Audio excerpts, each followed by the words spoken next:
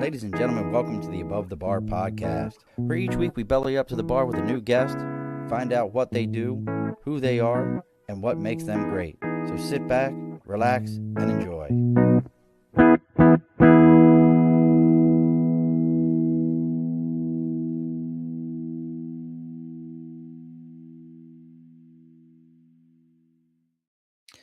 Alrighty, folks, welcome back to the Above the Bar podcast. It's your host, Sean. It is probably the most useless week in all of business this week. If you own a business, if you know anybody who owns a business, trades in stocks, or does anything under the sun, this is by far the most useless week where nothing will happen, nothing will change. It is the week in between Christmas and New Year because everyone is on vacation, no one is around, all those wonderful things. But that makes it a perfect time for you to listen to the Above the Bar podcast. And joining us from, I don't even know where, and he saved himself. I'm just going to say this. He saved himself before the show for all forms of harassment from me. He'll have to tell me where he's at. We didn't even get to. We were talking about other bullshit beforehand. But, joining me, another Marine who has decided that there's no reason to grow our hair out. It's better off short this way. We like it. It's easier to care for. But I let mine all grow down. He just kept his short. But joining us, and Paul, I'm going to jack your whole last name up because that's what I do. Joining us today, Mr. Paul Hylenski. You did great. Did I get it right? You got it right. Look at that. And look, do you need one of the, just because we care about this, do you just need me at some point to be like, Hylenski, come over here? They always called me Ski. So that's what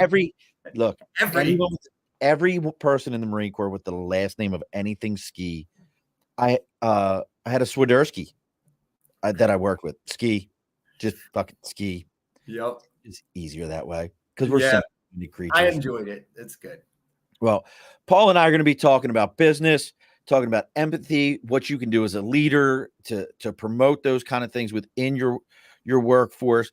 But before we get into all those kind of things, let's go ahead and get some house cleaning done here, folks, as we need to do every week. So over my right shoulder, we got the big board for sticker and a cause. And if you're in California, you can hate me today, bitches. Hate me all you want, because we were supposed, that ass whooping just didn't happen to the Ravens this week. That ass whooping just never manifested itself.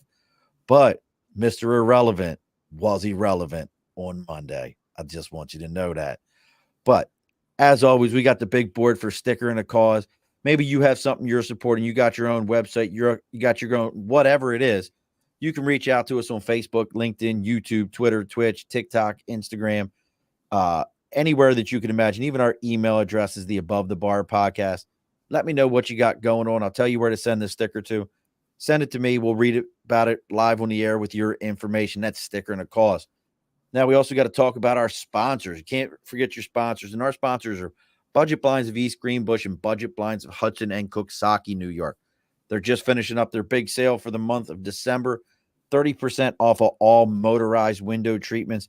And they're just about to announce, and you can get on this a little bit early, in the month of January, they are promoting up to 18 months interest-free financing. It's 0% interest for 18 months.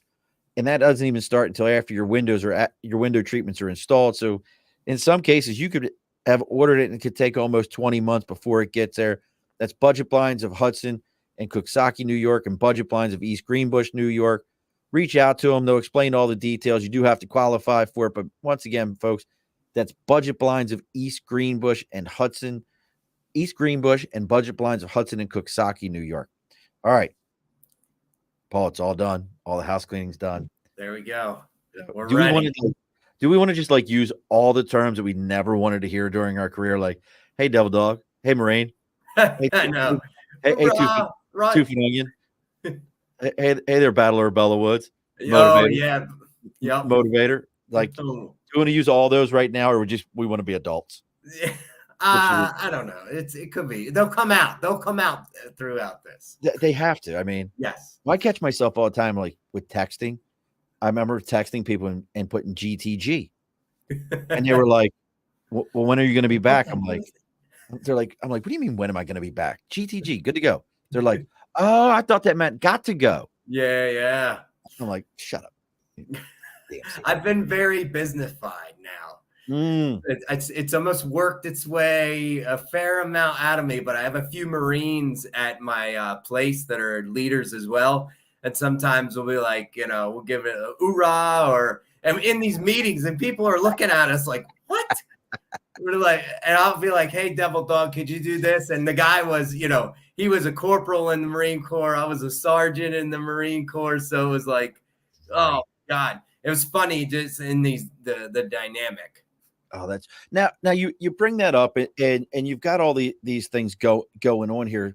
Now, what is the industry you're in that kind of brought you to do the things that you're doing? And folks, I'm going to be running Paul's website underneath here, and if you're listening to the audio afterwards, it's Paul Hylenski, and Hylenski is HYLENSKI.com, paulhylenski.com. But you've got a lot going on here, Paul. I mean, just to say a minimum, what brought you to, all these different avenues of what you're writing about, what you're talking to people about?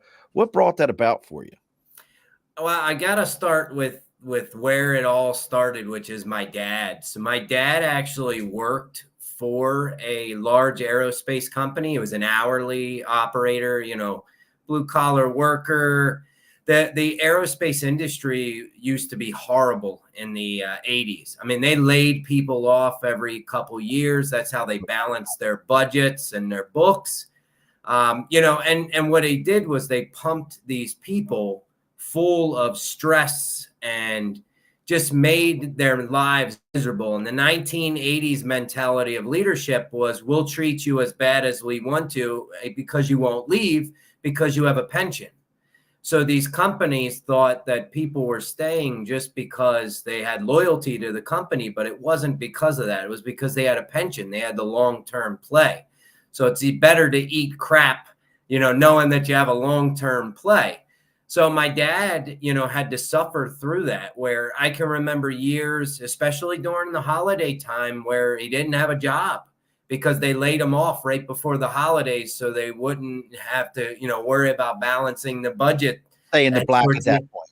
Yeah, I mean, God, and so what they did was they didn't realize these people that they were doing this to were bringing that home to their families, all that frustration and anger and everything.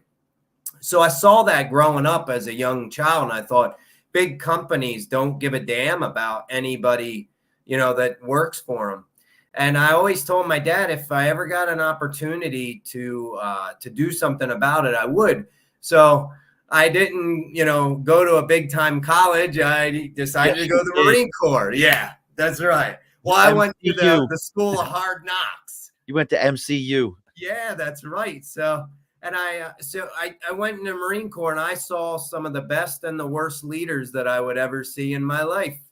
Right. And then so when I got out of the Marine Corps, I went to, the place that I work now, which is a large aerospace company.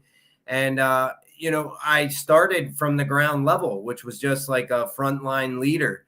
And I can remember I actually applied for an hourly operator position because I was a helicopter mechanic in the Marine Corps. I thought, well, I can drill, countersink, and do all the stuff I was like, I got this. Well, I remember because I had gotten my degree in the Marine Corps when I applied and actually was at my interview, they said, well, you have a degree. And I said, yeah, I have a degree. And so they were like, well, what do you think about leading people? And I said, if I can lead people in the Marine Corps, I sure as hell can lead people here. And they were like, oh, that's great. So then they started me as like a frontline leader. And I was the guy that would work 20 plus hour shifts, and I would be the first to go in and the last to leave. And through business, that wasn't how business was run. The leader was the, last to come and the first to leave and go home. And the hourly workers were the people that did the stuff. And, that I always say this, but for me, it was I rose through the ranks because of the people that I was around, and because I led with human leadership and treated them like they were my father or my mother. I treated them with empathy.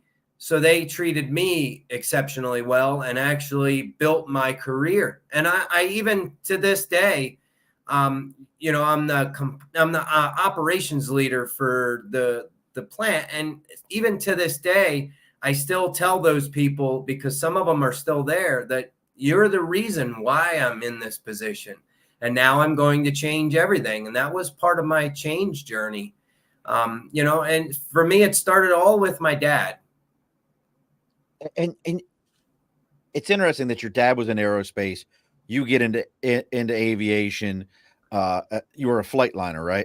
Yep, I was a flight liner. Yeah, Again, folks, we ain't telling you what the hell that shit means. Good luck. that's right. You were a flight liner. And look, folks, if you're finding me through Paul or Paul through me, make sure you're hitting like and share and doing all those things. It may sound cliche, but that's how these messages grow. That's how these algorithms work, and we really appreciate it.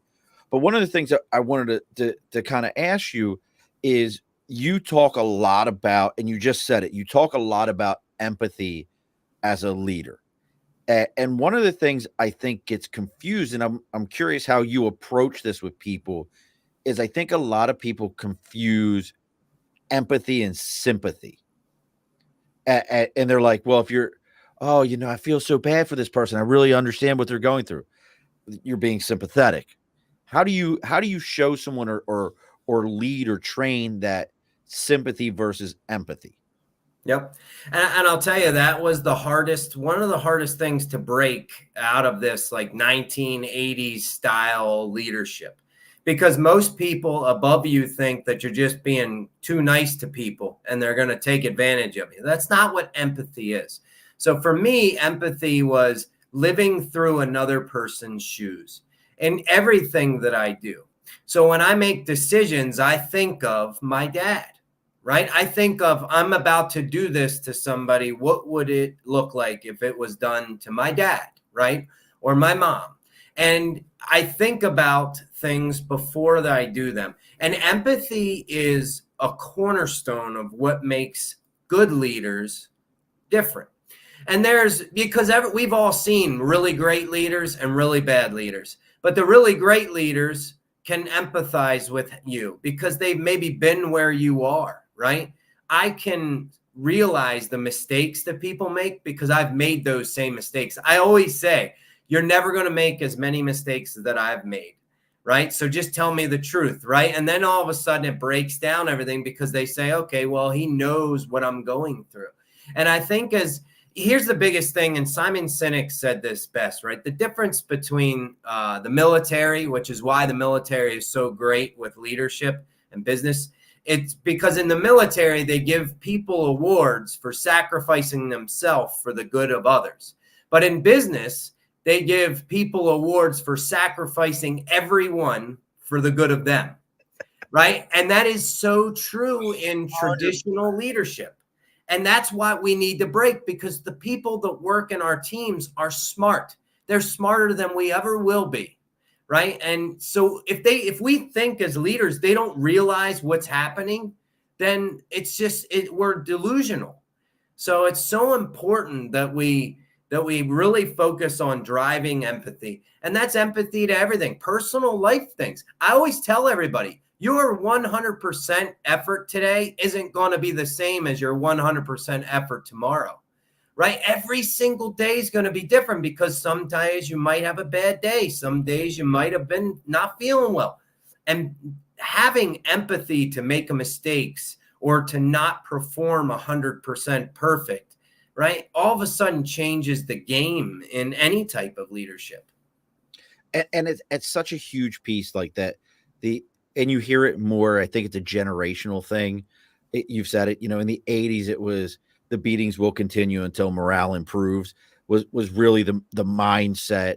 You know, you saw maybe a little shift in the '90s, but I don't really believe so.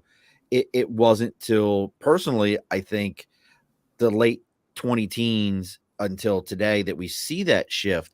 But how do you train? I mean, I hear you talking about it. I know how we learned it. You could look at a Marine and you could say, hey, man, I get it. I've carried that box myself. I understand it, but the job's got to get done. We all understood the job's got to get done. How do you keep somebody, though, from a leadership training for civilians who've never done it? the way we did, from going and almost going, I know that box is heavy. Let me carry it for you. And then becoming that sympathetic leader where they're truly doing everything and the people who should be doing it aren't. How do you keep them from making that shift? So I think the big thing there is, as a leader, like, I give out very strict and very high expectations. My expectation levels are like I'm a Marine. But what I've done was built systems so that people could make mistakes, so that they could have bad days and we would still survive, right? And for training like new supervisors, I'll tell you, the first thing I did was I started hiring people that were great at things that I sucked at. Amen. Right. And so I was really good at business and I was really good at leadership, but I didn't know the technical stuff of how to build a thrust reverser or an aerospace part. I didn't know how to do that. So I started hiring people from the hourly ranks to supervisor and manager positions. So because now I was well-rounded. Well, the beauty part of that is they knew exactly the things that I didn't know, but some of them didn't know Excel or they didn't know the business stuff, right? So now I had to create training plans that was individualized for each of them. Well, what I was actually teaching them was empathy, because they were walking onto a job where they didn't know everything. They didn't know everything that I knew, and I didn't know everything that they knew. So I was basically breeding empathy into it, because when the new hire walks on that they have to deal with, now all of a sudden they say, well, man, I didn't know how to do an Excel chart until somebody showed me. Right. So now you have this bred in empathy, and then I reinforce it. And it's to be Marine, to be a Marine or whatever. I still have it in me. The business world has taken it out, but I'm very clear about you either hold to my expectations or there'll be a growth plan. And sometimes that growth plan is an out plan. Right. But as a leader, like the worst behavior that I tolerate my fellow leaders to have will become the new company culture. We have to realize that as leaders, right? If I tolerate a bad behavior or someone not adhering to my code of conduct, which I've started, we have a code of conduct. Do they have to carry the card? Do they have the card? Yeah, no, I don't make them carry the card. That would be cool though. And now you gave me an idea, dude. I need you to keep this in your pocket. I know, right? And flash it at any time in the middle of the night. If I ask for it, you need to pull it out of your pocket. Yes, then I'll really be the cuckoo.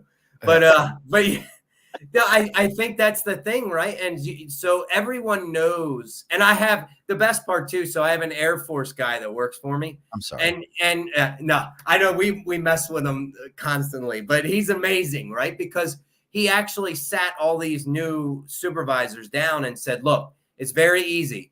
You work to Paul's agenda and your people work to your agenda.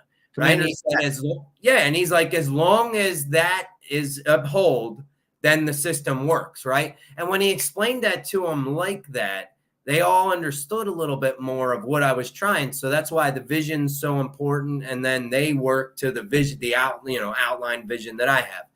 So, and it works so perfect because we ingrained empathy in there. So when they have to make decisions in the back of their head, they're saying, am I being empathetic?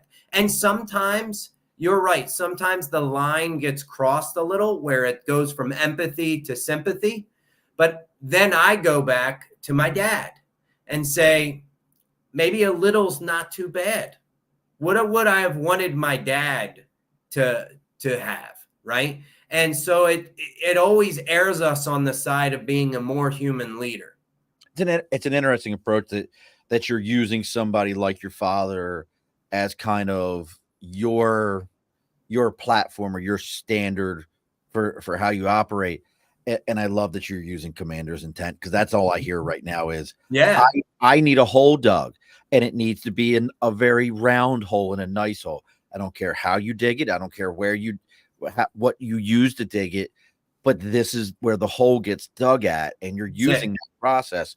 But but bringing that in, like, again, I'm going to stay with this culture piece because I came from before my currently owning my own company, and I did exactly what you did. I hired my son to be my installer. I can install, but he's way better at it than I am. I watch the things he does, and he's an absolute talent. He has a real skill at it. But I also watched young leaders, what you would call these, I don't know what else to call them, millennial leaders who don't understand process of chain of command. Yep. They think you just jump through things and they just move through things. You talk about that psychological safety in a work environment. And I'm really curious of, does that apply where you use that, that psychological mindset that, hey, you never, because I think that's a safety feature to me, chain of command, the way Yep. things run. Is that part of it for you? Like, how did you bring that ability and culture into a workplace? Like you said, you're taking an 80s mindset and you're dragging it into the modern age. How do you do that? Well, it was really hard. And the first time I brought it up in a meeting, I said, I gave the whole like research behind it, right? So it was a term coined by Amy Edmondson, who's a Harvard business professor, right?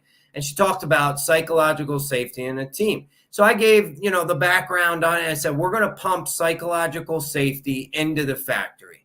And I said, and we're going to change everything. They made memes about me. The salaried engineers made memes about me and literally made fun of me. I mean, it was horrible. They were posting stuff in the bathrooms about how I was going to ruin the company with psychological safety because all they thought was it's going to be nice to everybody. And so the crazy thing about it is, and I explain this, and just for the viewers and the listeners. I just got to ask, how many are still employed there? Oh, they actually about half of them. The beauty part is I left everybody because I said, I'm going to show you that it works. And 6 months later, we had already started the shift. Now, 3 years later, we're more profitable than we've ever been in the history of the company, right? And this dumb 42-year-old kid figured out the message. And the population of workers that we have are the most trained and amazing people on the face of the planet, that we provide the best quality and best aerospace parts because we treat them amazing and they treat us amazing. But psychological safety isn't just, I want to be nice. It's got 4 levels. You have to build on top of each other, right? So it's like building a house. The first level is inclusive safety. Everybody wants to feel like they're a part of a team or a family. That's why the Marine Corps does what it does. It's because it wants to break you down and make you feel like you're a Marine, like you belong to the few and the proud, right? And so in business, we have to do the same thing. So we have to drive team mentality. We have to drive team events. I even let the teams have a lunch where they get extra time on their lunch, provided they go into a conference room and have lunch together as a team and don't talk any work. They get an extra hour on their time for lunch. And all it's doing, everybody used to say, well, you're stupid. You're wasting all this time and productivity. No, I'm forging a team which is going to perform better. So this whole inclusive safety, once you feel like you belong to something, and Simon Sinek did it good, which is the circle of safety. If you think you have to defend yourself from danger, you're never going to be innovative, right? In the cavemen times, if I didn't think that you would wake me up if the saber-toothed tiger came, I'd never go to sleep and I would have died. Right. Right. So it's, how do you provide this inclusive safety that you're a team and you'll be together as a team and you'll look out for each other? The second level is learning safety. We have to feel like we can fail and learn together. That's the only way innovation and growth happens. And if I think that you're going to ridicule me every time I make a mistake, I'm not going to tell you when I made the mistakes. Right. And that's why the 1980s mentality of leadership promoted this I lie, cheat, and steal my way out of a mistake, because if I make one, you fire me. So I had to normalize mistakes. This is another thing. They made fun of me horribly. I said, if you make a mistake, no matter what it is, I don't care if you drive into the side of the building with a fork truck. As long as you get off that fork truck and you call your manager and you say exactly what happened and help us fix it so that it can't happen again, you are not in trouble. Oh my God, they went off the rails. Why? Because they said you're gonna instantly take away accountability. And what I was doing was adding more. Creating accountability. Yes, but they didn't see it because of the 1980s mentality. Everybody's brainwashed. So, and what happened was people didn't have to lie anymore about these mistakes. So our defects went down and down and down and down. I mean, we literally reshaped how we did our quality because people felt comfortable just saying, hey, I screwed up. But here's what, if this had worked differently, or if I had this, I wouldn't have screwed up. And then we put it in play and it never happens again. Well, you're in a safety critical service in aerospace. You can't pull over to a cloud and just get on and fix something. And it's interesting. I'm going to pause you there for a second because I did staffing and we focused on manufacturing. We were very heavily in the manufacturing world. And I can't tell you how many times I heard, manufacturers calling me like, I'm letting your guy go. Well, what happened? Oh, they got in an accident on a forklift, or, there was damage to a truck. Okay. Well, did you talk to them about it? Well, I did, but they lied about it. Okay. Well, that's because they knew you were going to fire them. So did you let them know, like, hey, we don't fire people as long as they're honest with us about it? Well, no. Okay. So you just the guy's been there for the last 90 days. You love him, made one mistake, and we're up. So it's just amazing that you were able to break that. So level 3, what's level 3? No. So, and that was critical, right? So once I had everybody telling the truth about everything and then normalizing mistakes, what happened was when my leaders that I had newly promoted made mistakes, they felt comfortable to tell me. But then even more than that, their people felt comfortable to tell them that they were making mistakes, right? And it started this really great chain of growth because we were changing into a growth mentality. And so the third level is contribution safety. You got to have people feel safe to contribute their ideas and their effort, right? Because people are giving you ideas and they're giving you effort. The best way that I saw that this, had been done in my research is actually Pixar. So Pixar does this brain trust. Everybody wanted to know why they got so many hit movies in a row. And it's because of this brain trust. They have a building, they actually have a room in their building where over top of the door, it says every opinion matters. And in that room, it's a horizontal hierarchy. Even if the president of the company is sitting in that room, he has just one other voice in that room. So they all have the power and the ability to challenge each other and to contribute ideas, and then challenge each other's ideas to try to come up with the best solution. And this horizontal hierarchy is something I used. So now every quality defect and every safety injury is reviewed with hourly operators, mechanical engineers, quality engineers, leaders, the entire gambit. I asked for volunteers, right? And this meeting started with 5 people, and then it went to 55 people, right? Where we're at now. So it's a huge, huge meeting, and everybody has the ability to give their opinion and contribute. So it's absolutely amazing. Now, the fourth level, the highest level, is the hardest to get to, and that's challenge safety. I feel safe to challenge existing processes or even my leader. And as leaders, particularly in business, leaders feel infallible. I'm the boss, right? You hear that. Well, you're a human being and you are fallible. You can make a mistake, right? So when we as leaders admit our own mistakes and then allow people to challenge our decisions or our ideas in a mutually respectful way, man, it changes the game. Everybody always used to tell me when I first started this, because I'd ask in meetings, I'd say, what does everybody think? Nobody would answer, right? Because I'd get done saying, okay, here we go. I made a decision. What do you think about that decision? I wouldn't get any answer. So then what I started doing was anonymous surveys with a QR code. So I'd say, okay, since you won't talk to me, here's this survey, a QR code. I don't know who the hell wrote what or did or put on there. I can't find it out. And then all of a sudden these questions, or why would you do this, right? Or all these blind sides that I never saw. So what I did was I responded to all of them and said, I would really love for this to be an open dialogue rather than a survey. And then I gave them thanks, right? I literally told the group of people, I said, that's everything that I wanted. Well, slowly but surely that started happening in a more public forum where I would ask, what did you think about this? What did you think about this new decision? And people would come out and say, yeah, it was great. Or they'd say, no, you don't know. We were struggling with attrition. Just perfect. We were struggling with attrition. So I wanted to try to incentivize the people training and the new hires, try to bridge them together, right? Because that way I could forge a support system and then hopefully keep people. So I said, what I'm going to do is start a monthly luncheon between all the new hires and all the people volunteering to training. That way they get something every month and the rest of the people will see, hey, they're getting something. Maybe I want to be a part of that, right? I had the most junior female who was in the meeting, this quality engagement meeting. And she said, hey, I don't think that's a good idea. And everybody was like, they were like, what? Like that was a great idea. And I said, well, no, please explain.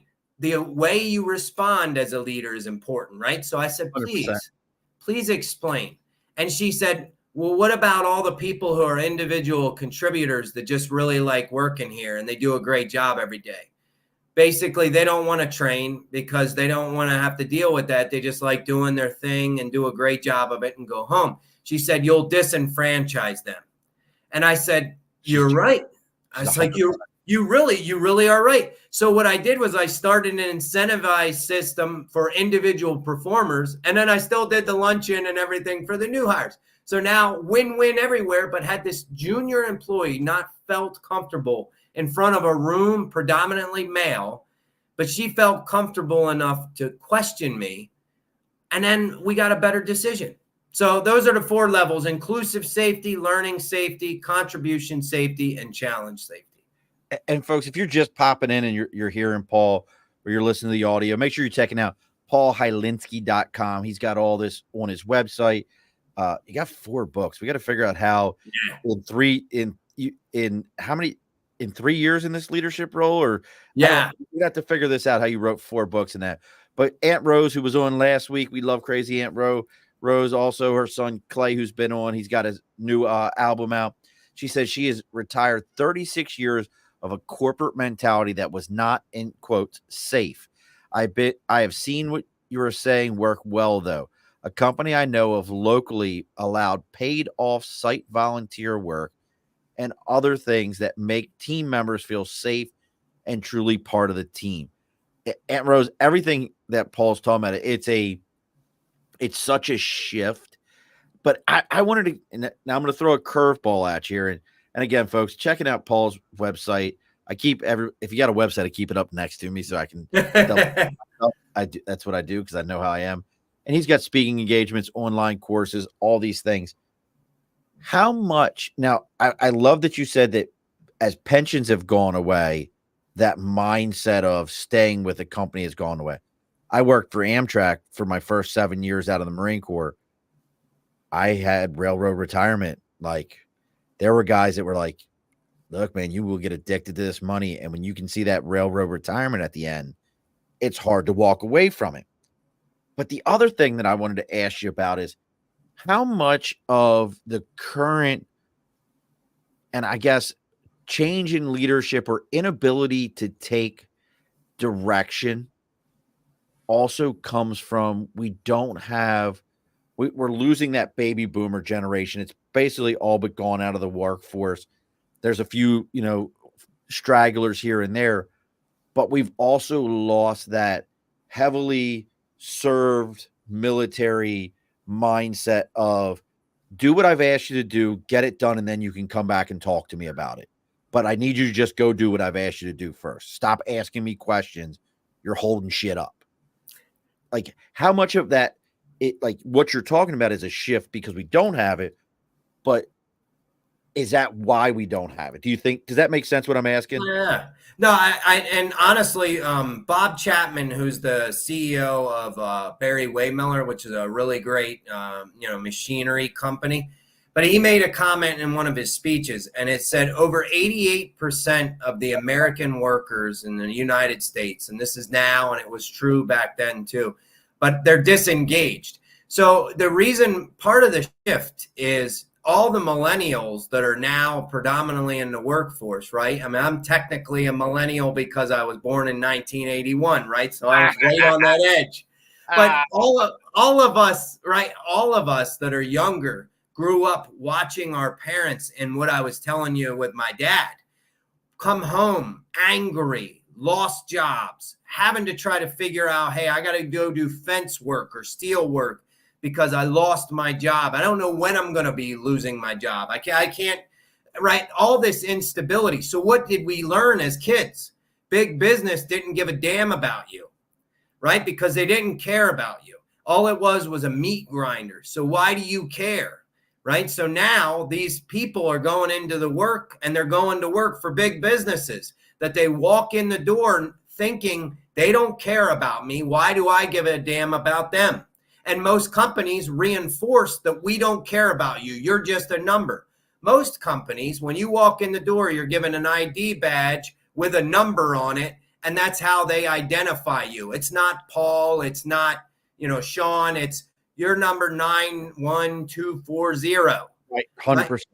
So we're reinforcing to people that you don't matter. But then when it's time to work, we want them to act like they're the CEOs of the company and care so much about our company.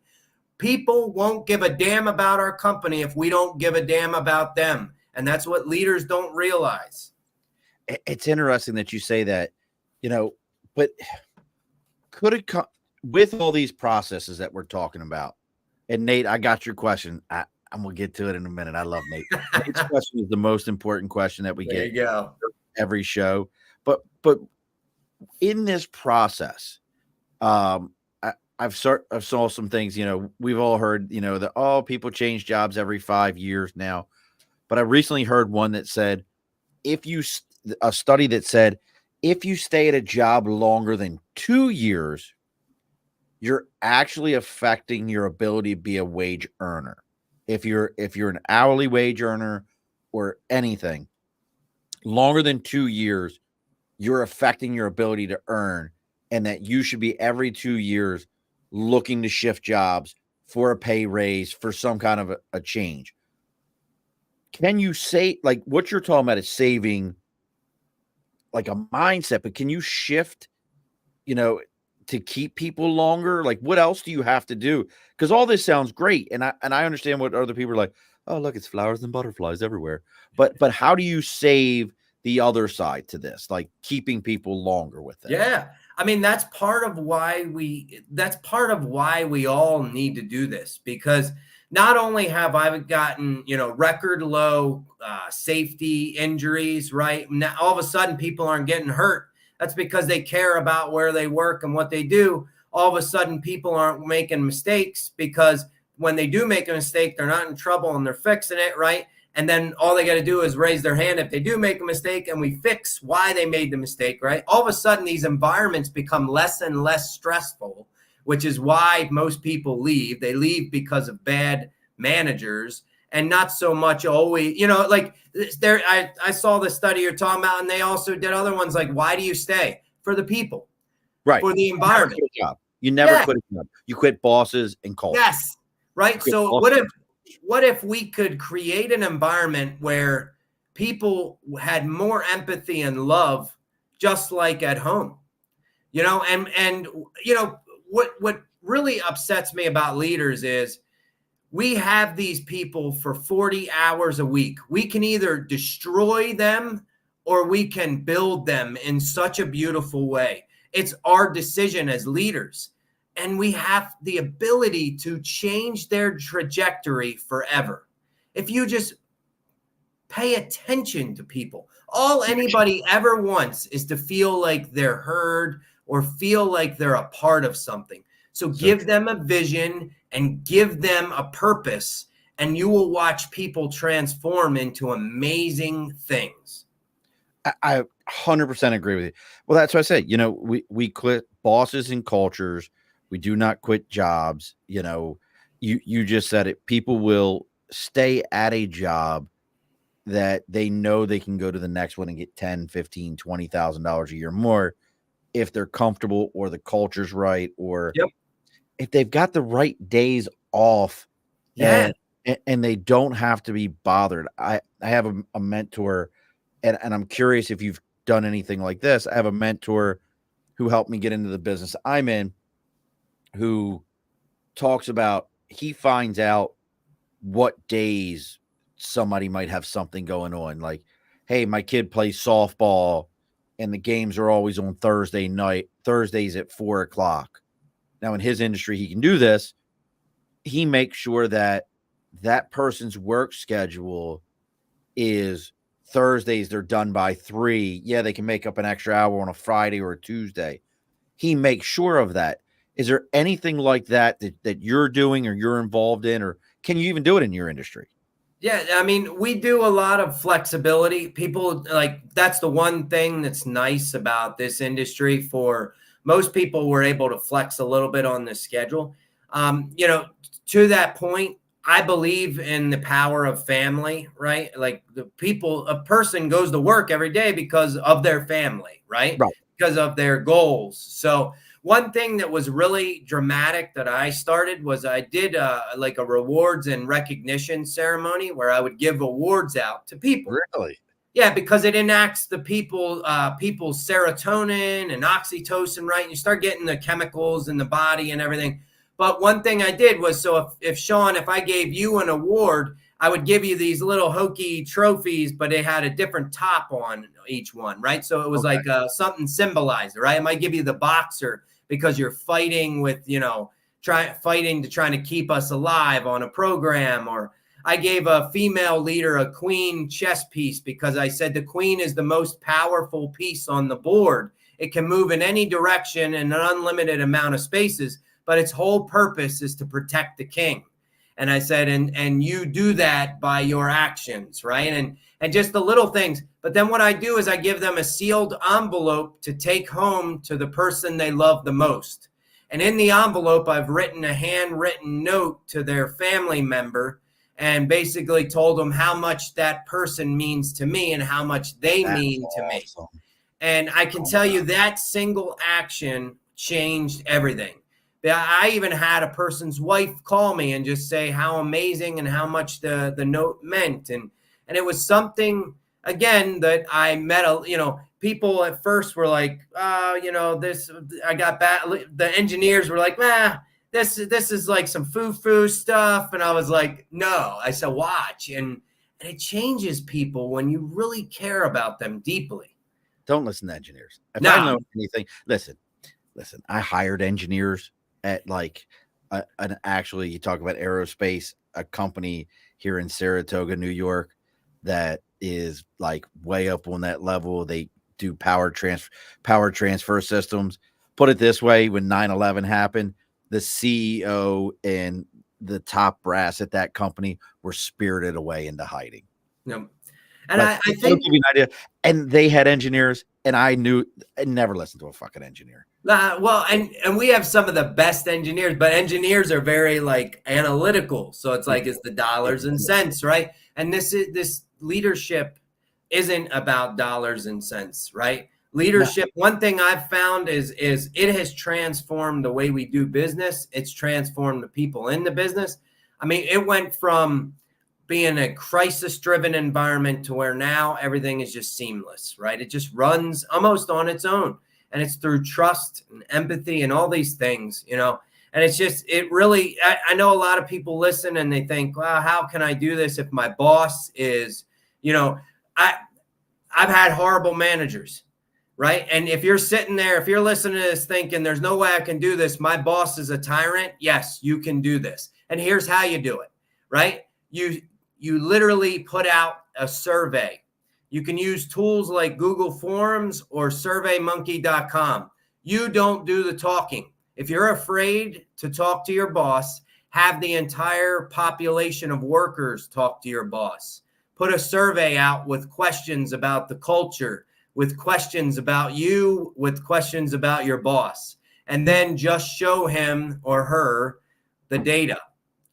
And that will be enough to change. Because if you as a person show somebody the data that says we're in trouble, we need to change, and that person says, nope, I'm going to do things the way I always did. You hop your ass off that train as fast as you possibly can, right? Yeah. And you leave that company. They can't see the curve that's coming. Yes. It's time to go. And folks, we're getting close to closing the bar up here. It's last call, but I want you to know again, I've got a couple of things that just came up I want to talk to you about here, Paul. But at the same time, we're going to find out if Paul's got any speaking engagements coming up. A lot of this stuff, again, is on paulhylenski.com. Hylenski is Hylenski. Aunt Rose says, yes, we had a facility manager once that said, you will never be fired for making a mistake, but you will always be fired for refusing to follow procedures. We were very press-oriented and procedurally driven, and I saw that in action, and I believed him. I thought that was always cool. It was simple, to the point, and very clear. Look, I'm a process person also, Aunt Rose. It's in my nature. Give me steps. I can follow steps. Always easy. Chad said he'll have to watch the replay. Completely forgot. It's all right, Chad. This is one of those ones. Watch the replay. There's some great leadership stuff in here. Nate, where did you end up in fantasy football? You have to let me know, because I at least got in 4th place, and I know you didn't beat me because you can't pick. But Nate has the most important question we get after it is, and I'm going to kind of adjust his question. His question was, do you have a go-to meal after a great meeting? But is there a thing like, because we never did ask this. What city are you in? Oh, Maryland. So basically, like, hold on, this is bullshit again. City, Maryland. Hold on. Shut the. Yeah. You know, hold on. Now you hear the smooth, silky sounds of his voice, right? I'm going to give you a phrase. Hey there, hon, I'm going to go on downtown. I'm going to get. Yeah, you're from Baltimore, huh? Take the dogs for a walk. We'll get some water from the zinc. Then we'll head on back, sit down, have a bushel of crabs, maybe go grab a snowball. I prefer me a pit beef sandwich, though, hon. That's my God. Chaps? Oh, no. See, listen to me. Chaps is where you take people who have never had a pit beef sandwich, because it's safe. It's safe. It's the safe place to go. I'm looking for the spot on the side of the road where, because I really think pit beef to me is like Philly cheesesteaks. If you ask somebody where the best Philly cheesesteak is, the answer is, what neighborhood do you live in? Yeah. I think the same way of pit beef. Like, where's the best pit beef sandwich? Okay, where are you going? Because I'll tell you, my favorite is there's a firehouse just down the street from Camden Yard that if you get there, it's an actual firehouse that they do pit beef sandwiches at the firehouse before games. Absolutely outstanding pit beef. I'm from Dundalk, brother. Oh, no way. I went to EVT, now called Eastern Technical. Yeah. I'm from Dundalk. No crap. Where'd you? That's awesome. Are you from Maryland originally? No, I'm originally from Newark, Delaware, and I joined the Marine Corps in Delaware, and then I ended up in Maryland, and then I just stayed. Yeah, I was about to say, because I mean, I know, like, my mom still lives in Dundalk. I got people in Sparrows Point, Edgewood. That's so cool. Look, see, I told you this shit was going to make a left turn. That's it. But now that brings up the great question. But Nate wants to know, is there like, hey, this is where we get our food from, or we had like, this is the meal, or where everyone wants everything catered from it at that facility? Yeah, it's by the docks. So it's the biggest crab cakes, dude. They all like the crab cakes. And I mean, I went vegan 5 years ago, right? So no, I know, no. It was totally for health. I love it, but they all love the by the docks crab cakes, and they're awesome. So you want to get anybody to do it? That's a big spot there by the docks. I know what you're talking about. See, look, that's too funny. I didn't see, and I completely forgot to ask you. Listen, folks, Paul and I have probably walked past each other multiple times and didn't realize it. We were probably doing like at some point we were like, and I have him by several years. So it would have been at that point, Sergeant or Staff Sergeant Murphy walking past Corporal or Sergeant Hylenski, and not even, I was a douche. I would have paid. Yeah. I'd have been like, get away from me. You fucking flight liner, get away from me. Yeah. You're like, Fucking, oh, that's so cool. That is too. Did you ever send some? We had our flight line and us used to get along well. I was at doggone 461, the friggin' rainbow ponies. Fucking was the worst emblem. But I had the flight line sent over one time. They sent a guy over and goes, "Hey, go get a stack of 6323s." Folks, you just go look up what a stack of 6323s is. It didn't work out for that poor kid. I have a buddy though, Hot Rod, who's getting ready to be a full bird colonel. Wow. Full bird colonel, from enlisted to chief warrant officer to LDO. Just got selected for colonel, and I'll never forget that same incident was going back and forth, and they sent that kid over. We stacked him, zip tied him to a chair, and then shoved him out into the hallway at 461 as our sergeant major and the mag sergeant major were walking down the hallway at the same time. And this was after all the hazing stuff had come around. My God. This was like, you had probably just gotten in. So this would have been like 99, 2000. Right. And they shoved him out in the hallway, and everybody was like, all I know is they went about their business. We pulled him back in, cut the zip ties, sent him on his way. And Rod went up, and the sergeant major was like, who all was involved? He was like, me. Who else? Me. And who else? Me. Tell me who else? Me. And he never dimed anybody else off, and they let him completely go from it. And because nobody was hurt. It was like, it was just dumb shit, but that's too funny. But that also brings me up. I mean, you've done the TEDx talks, which I find very interesting. I think I got a TEDx in me. I think I got one in me. I think you do too. But I don't know. It's one of those ones where I have this whole thing, but any other speaking engagements, any other things, where can people find your, I mean, you've got, Paul, I have to tell you, one of the more interesting people when it comes to leadership stuff that, I've talked to in a while. A lot of people, yes, you did some research and you've repackaged things for what your needs are, but you haven't done it in a way where you're like, this is all my idea. Don't worry about it. I've created this all on my own. You're like, no, I researched this. I talked to this person. I got people involved, and this is my process. Where can people find you? Do you have any speaking engagements coming up? Anything like that happening? Yeah, I actually have a few coming up next year. The one most notable is going to be, I got my second TEDx. So it's TEDx University of Pacific. So it's actually a pretty large one in Stockton, California. So that TEDx was amazing. I had given myself 5 years, and I said, I'm nobody, right? Like, who's going to listen to me on a TEDx? So I applied, and it took me 3.5 years and 150 applications. And I finally got my first one.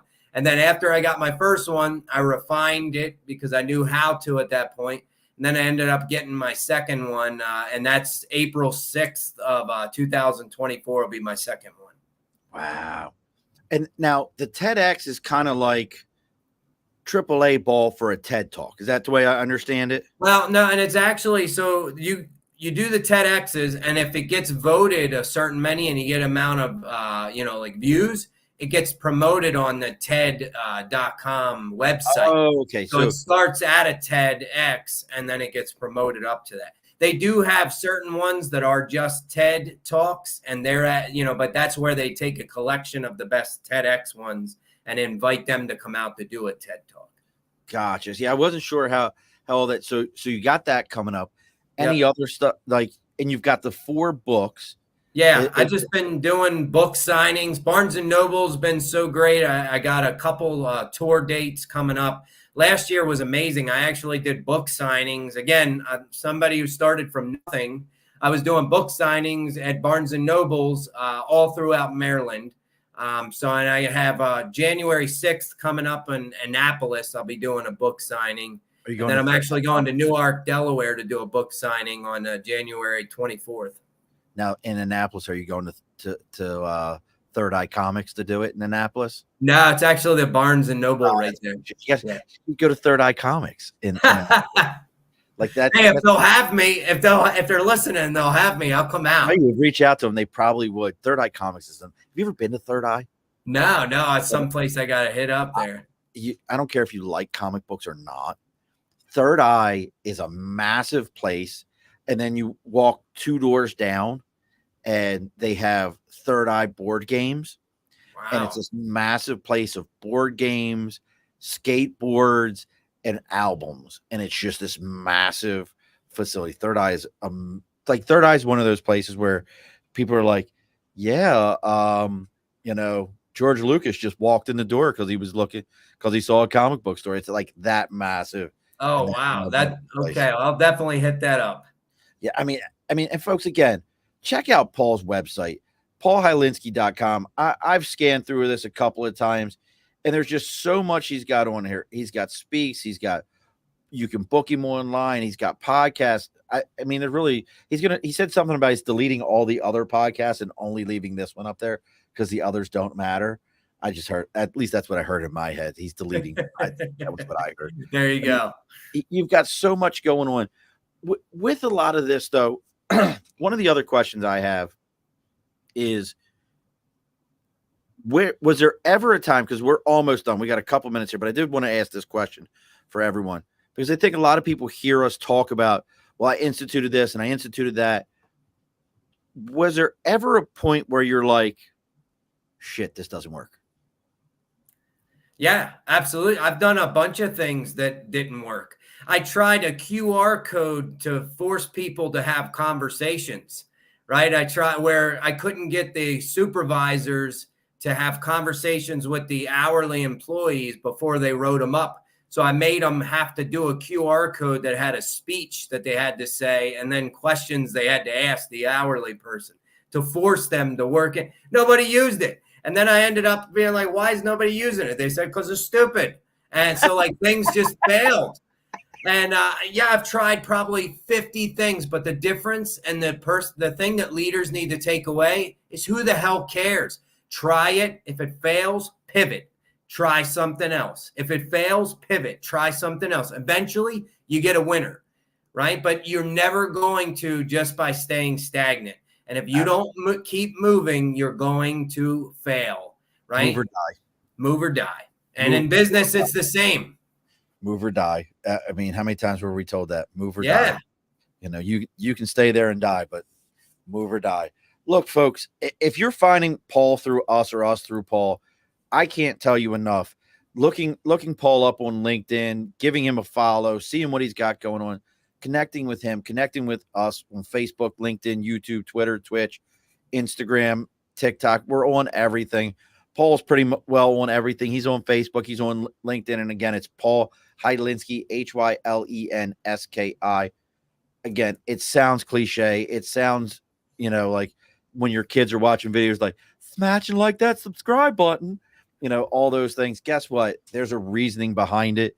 It works. It matters. It's effective for us. It's how these messages get out there. It's how Paul gets his third TED Talk and doesn't have to put in 150 applications, sweating every single one of them. If he's smart, let AI write all them applications out for you. That's the new world. That's it. AI does it all for him. So make sure you're taking the time and you're doing those things and seeing what he's got on. If you're like listening to other Marines talk, well, guess what? We're going to do it again next week. Folks, we got a gentleman named Michael Allison, another business leader, another Marine who's taken what he's learned from the Marine Corps over. There's a reasoning, folks, that we do these as Marines. We end up in these roles. Guess what? At one point in time, a third of the Fortune 500 were all ran by Marines. There's books written about how we lead. And guess what? We might be assholes, but we're pretty empathetic leaders. Hey, man, I understand that right now this sucks, and it sucks a lot, but we got to go do it because I'm going to go do it with you. That's how we lead. But now, Paul, I'm assuming that, good night, Aunt Rose, that you've listened to all 211 or 12 of these episodes. You know exactly what's going to come up here. And, don't log off right after because we got to talk for a moment. but at the end of every episode, the guest always gets the final word. So what's the final word for us, Paul? Just one word? Whatever you need it to be. You got it. Yeah. Lord. I think leadership boils down to a simple equation, a mathematical equation that's been there since the 1930s. It's behavior equals a function of person and the environment. So we have the ability to change people by improving them. We need to do that. But we also have the ability to engineer environments around us. And if we're willing to engineer the environment around us, we could actually change the world. Alrighty, folks, be sure to push your stool in.